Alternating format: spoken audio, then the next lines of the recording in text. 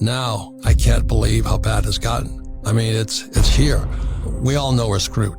The question is, if it's going to get worse, what do we do?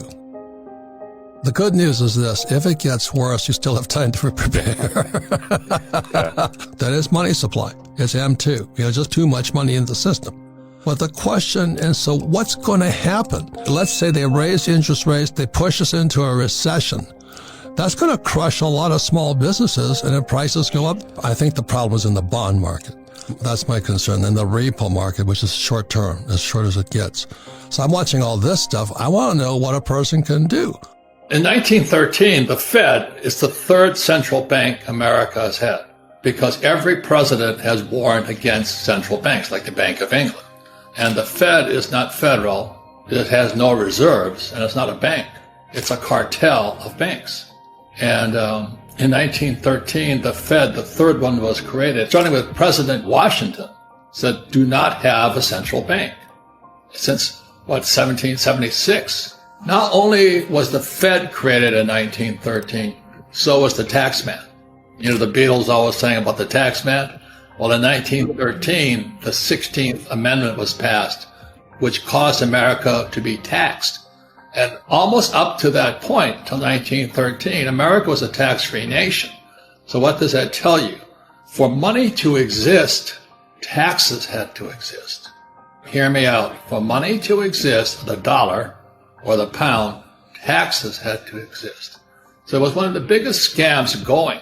And that's why 1913 is so important. And then in 1944, as World War II was winding down, the world agreed to make the U.S. dollar the reserve currency of the world, which it is today, if America promised to keep it backed by gold.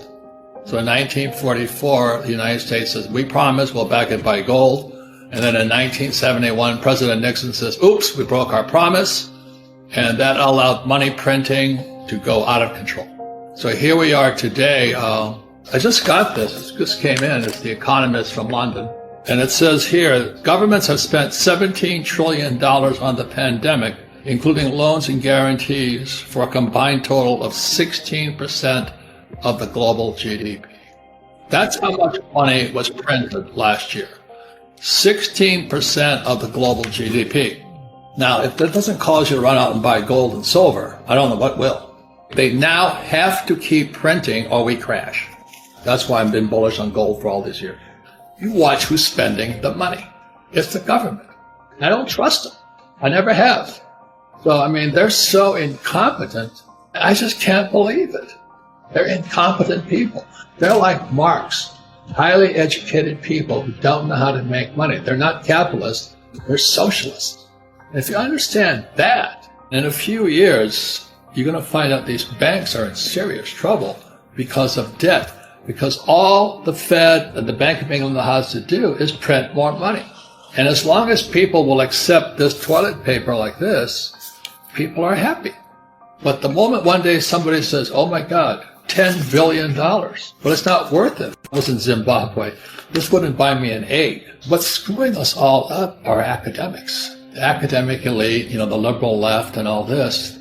I don't know where their heads are at, but they're not up in the air. And so the Fed fits into that category. The Bank of England fits in that category. They're doing all these projections and all this, but they're not attached to reality.